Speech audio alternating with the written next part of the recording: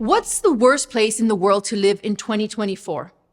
Well, it depends on how you define worst. But in general, people look at things like crime levels, political instability, militarization, poverty, access to healthcare, pollution levels, and other such criteria.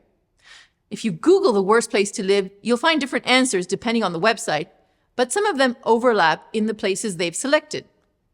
The top worst countries are usually the same: Afghanistan, Yemen, Sudan, Haiti, Salvador, Syria. Now, I want you to imagine that a good friend of yours, someone you trust, comes to you and tells you that Jesus, the Messiah, is from one of those places that has a bad reputation right now. You would have a puzzled look on your face and might say, can anything good come out of X, Y, or Z? You would question the validity of that claim. Well, at least in your mind you would. That's exactly what happened to Nathanael when his friend Philip came and told him that they had found the one whom the prophets had talked about. In other words, Christ, the Messiah. Nathanael pronounces that infamous phrase, "Can anything good come out of Nazareth?" And then Philip doesn't waste a second in trying to convince or argue with Nathanael. Maybe because he thought Nathanael's logic made sense, even though he didn't agree with the results of that logic. But he could see why Nathanael would have thought that.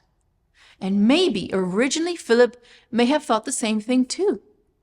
But you know what? Actions speak louder than words. So Philip says, just come and see. As if saying, don't make up your mind now. Wait till you meet this guy. As Nathanael is walking towards Jesus, Jesus says to him, "Behold, an Israelite indeed, in whom is no deceit."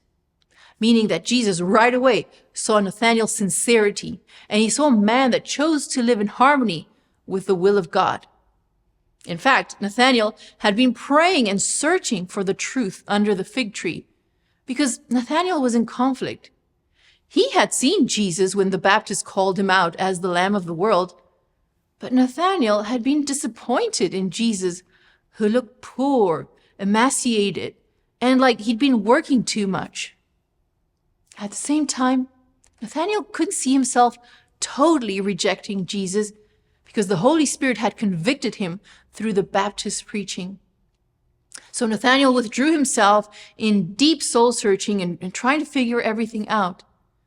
When Jesus tells him that he had seen him under the fig tree, for Nathanael, that was enough.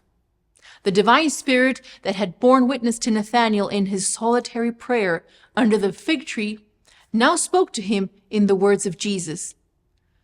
Though in doubt and yielding somewhat to prejudice, Nathanael had come to Christ with an honest desire for truth, and now his desire was met. His faith went beyond that of the one who had brought him to Jesus. He answered and said, "Rabbi, thou art the Son of God. Thou art the King of Israel."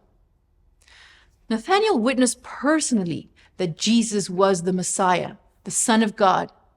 He didn't rely on Philip's experience of Jesus. He sought out a personal relationship with Jesus of Nazareth. And may that be a lesson for us too.